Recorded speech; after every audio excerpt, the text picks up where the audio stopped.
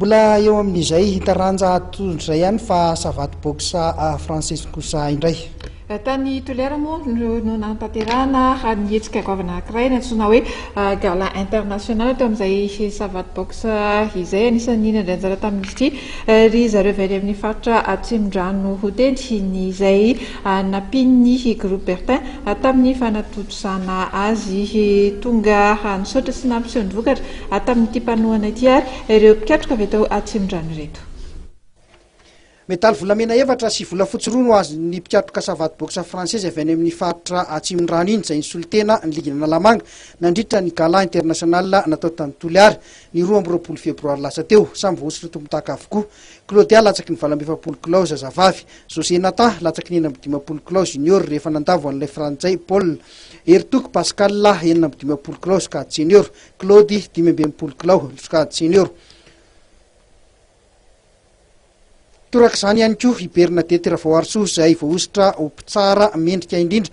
Marina fa i Bernadette dia efa intelo no tompon-daka an-dranomasimbe Indiana ary efa nahazo medaly limy tamin'ny fiadinan'ny tompon-daka eran-tany. Manoloana izany vokatra tsara azy izany dia tonga nisaotra ny groupe Bertin ireto mpiatroka avy eny Atsimondrano reto nisolitena azy tamin'izany ny maître José Farandrenasolo.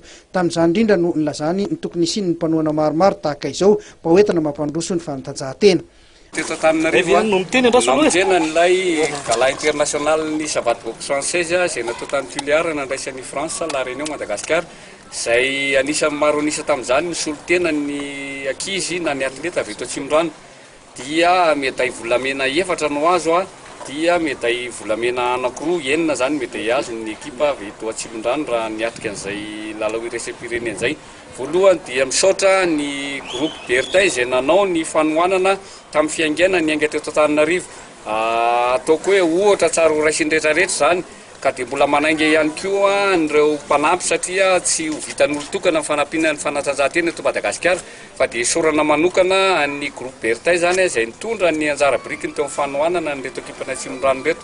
Isorana ihany koa ny filohan'ny fédération izay nanolotra ihany koa ny coupe sy médaille tamin'izany lanonana ara-panatanjahantena izany.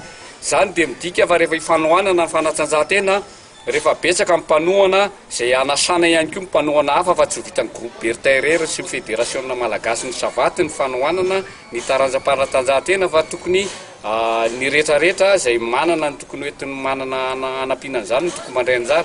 Indrindra moa fa amin'ny fitondram-panjakana malagasy izay antenaina fa tsy hijery fotsiny ny mpanao fanatanjahantena malagasy amin'izao gouvernement ho avy vaovao izay ho avy eo. Izany moa dia efa nataon'ny filoham-pirenena tamin'ny kabary izay nataon'ny teny Mahamasina fa hijery manokana ny fanatanjahantena izy ka mino izay fa hitazona ny teny ny filoham-pirenena ka hanampy ny fanatanjahantena malagasy avy amin'ny alalan'ny ministera ny fanatanjahantena. Ankoatra ny fanohanana ny fanatanjahantena moa dia manao asa ihany koa ny groupe Bertin.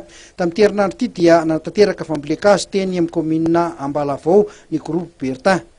Nandritra ity fotoana ity no nanambarany ny groupe Bertin tamin'ny fomba ofisialy ny fahavonon'ny hiatrika ny fananana taranja familiana fiarakodia. Ny fanatanjahantena moa zany amin'ny sport automobile dia profo mitoka amin'ny tenda zany zao fa efa vonona ny team Bertin hanomana ny championnat 2014 ho an'ny championnat eto Madagasikara. Dia izay zavatr'izay no resana hoe manomboka ny mois de mai zao moa zany ny première manche dia mifarana amin'ny mois de novembre ny championnat dia ho hitantsika ny toerana fa mampanantena anareo mpakafy ny sport automobile, mampanantena ny club asakma koa ary mampanantena ny sport automobile ny fédération sport automobile zany eto Madagasikara fa handray anjara ny team Bertin miaraka amin'ny Shell.